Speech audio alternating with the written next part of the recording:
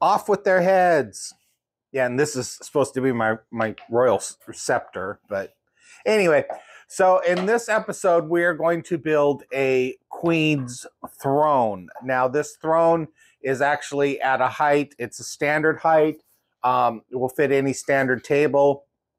So your queen can actually have dinner while sitting in royalty, if she so desires. I will be using reclaimed wood on this, but don't worry, all the measurements and the assembly are all the same. They're all cut to the normal lengths. The king's throne will be coming later. The build will be pretty much the same, just some modifications and some sizes. With that said, let's get dirty. Our first step is we're going to have to put pocket holes in all of the 15.5 and 19-inch pieces.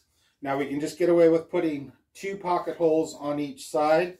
So when you're getting ready to put the pocket holes in, figure out which piece of wood you want to show on the outside, and then once you have that, make sure that you put the pocket holes on the side that you do not want to show. Now for these pocket holes, if you're using the Craig K4 system, I'm going to be doing a pocket hole on A and C. And I'm going to be doing 2. So one on this side and one on the opposite side. So get all of your pocket holes cut on your 15.5 and 19-inch pieces. So I'm going to be assembling the sides of the chair first. Now I'm going to be using 2 of these 2 5/8 inch spacers. And I'm going to grab one of the 25-inch pieces, pick which side I want on the outside, then apply some glue to both ends of the side piece, attach it together, so it's going to look just like that. Now with my 2 5/8 inch spacers, I'm going to use this bar clamp to hold it together while I put the pocket holes in. So what I love about this bar clamp is that it not only is going to clamp this for me, but it is also, with the straight edge on the back side of it, allow me to make sure that it's nice and square as I'm tightening it up. So now that I have the pieces clamped and they're nice and tight, I can go ahead and put the screws in. Okay, so don't be deceived. The only reason my pocket hole screws are blue is because they're rated for exterior use. I do a lot of exterior or outdoor furniture. So my screws are blue versus the ones that you may have, which would be just your basic silver. So now I'm ready to put the next piece on. So I've got some 8.5 inch spacers now. And I'm going to do the same scenario.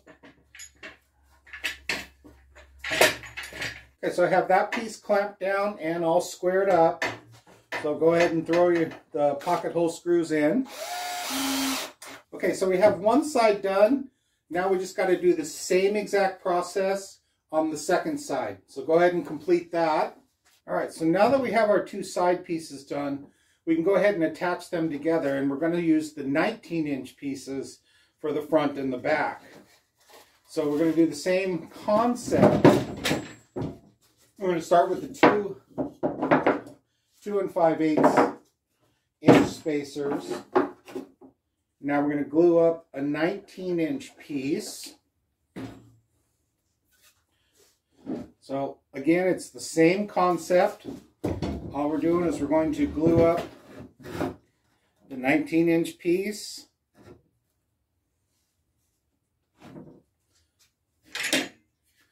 And then use our bar clamp to tighten it down.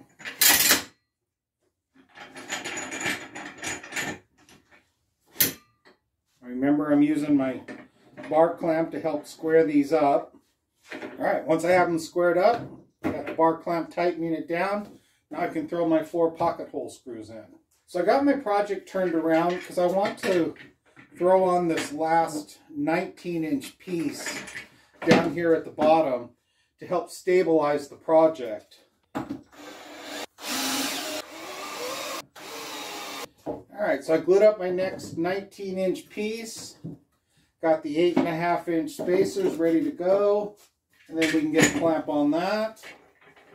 Again, using the bar clamp to help me square everything up. Okay, so now that I have the project stabilized, I can put it down, making it easier for me to put these 4 pocket hole screws in. So again, turn the project around, put the last 19-inch piece on. It's so much easier to work with once you get it stabilized. And there we go, wash, rinse, repeat. We can throw our last 4 screws in.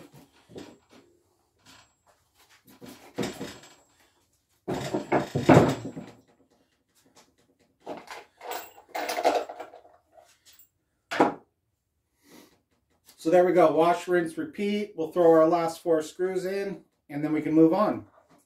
Our next step is we need to cut out notches on 2 of the seat pieces. So I went through and I picked out which 2. So I'm thinking I want this one in the back because I can hide that knot. And I'm thinking this one in the front because even though it's got a knot there, it kind of gives it character. So when I do this though, I got to remember that I'm cutting a notch here and here. So I'm cutting a notch on the front and the back. So when I do that, I want to put this piece with this piece like that.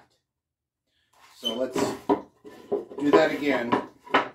So the back piece I'm going to lift up like that, and the front piece I'm going to lift up like that. So they're going to go back to back. So we're going to do 1.5 inches by 3.5 inches for our notch. And I'm going to do that on the table saw. So I'm going to raise the blade to its highest. So that means that's the piece that I want to cut the 3.5-inch notch out of. So I only want my guide or my rip fence to be 1.5 inches away from the blade, but I want to measure it to the back side of the blade, not the front side, because I want 1.5 inches from the back of the blade to the guide for my notch. So I'm going to measure that out now. Okay, so I got that measured out. So again, 1.5 inches from the back side of the blade, not the front side. We want the 1.5 inches to be true on these 2 pieces of wood.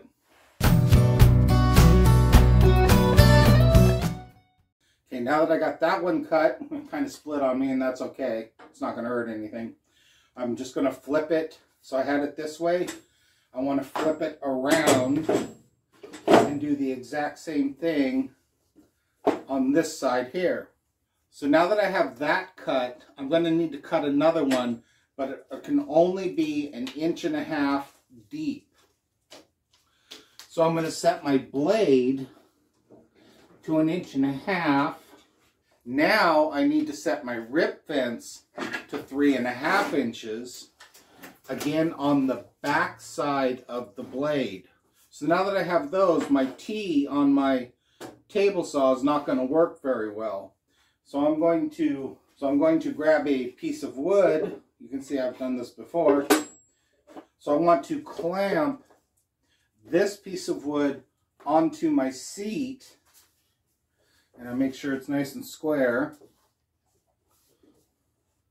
And then that way I can just push it through.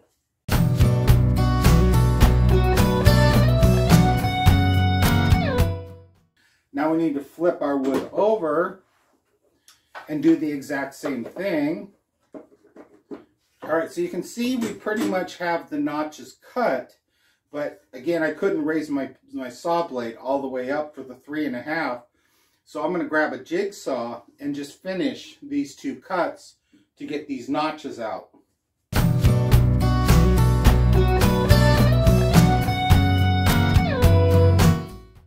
So I'm going to do a dry run here, and this one in the back is a little tight. So I need to hit this with some sandpaper and get this down just a little bit more. It almost wants to go in, but just enough to tease you. So I'm going to hit this with some sandpaper real quick to get it to fit.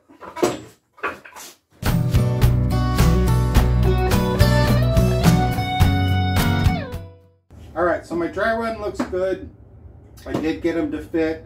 So I got my 2 notched pieces in, and then I put the 2 middle pieces in. I did have to take a little bit off just to get them to squeeze in there, but it wasn't terrible. So keep that in mind. If you have to go Beth Dutton on them, go ahead and do it. So the next thing I want to do is I want to put some pilot holes in these, and then I want to screw down the seat. So I'm going to start with the pilot holes all the way around. Make sure you put the seat on before you put the armrest on, because once you put the armrest on, you can't get to these screws. So make sure you do the seat first. So I'm going to pilot hole and countersink all of the ones that I need to do on the seat. So I'm just going to use a combination square set at 3/4 of an inch just to make my marks. I want to make sure that I have a nice straight line here with my screws. I'm going to put 2 screws in the middle one on both edges and 1 screw on these notches here. So I'm going to be using 1 5/8 inch deck screws to put these down. So I'm going to get these pilot holes drilled and then get them countersunk and start putting the screws in.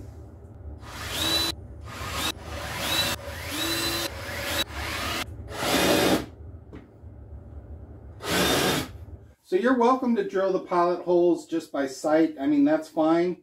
But I want you to keep in mind that having a nice straight screw line really makes your project look better than if one of the screws is kind of out of whack. So go ahead and just take the time to measure it to make sure you have that nice, neat screw line.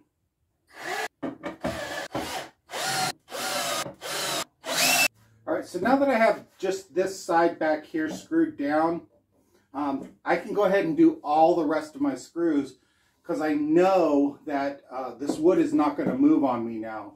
So I like to do that. I like to do like 1 line, so that way I can do all the rest of everything else, and I know that this wood is basically clamped down for me. So I don't have to worry about it moving or scooching or doing any of that kind of stuff. So I'm going to go ahead and get the rest of the pilot holes in, countersink them, and put the rest of the screws in. Alright, so we got all the screws in, so the seat is down. Now if you're worried about the drill kind of trailing on you when you're doing your pilot holes, just use the scribe that comes on your combination square to scribe the holes first. That will keep it so that the drill will actually stay in that particular hole and won't move around on you. So our next step is we want to add the armrest. So let's get prepared for that.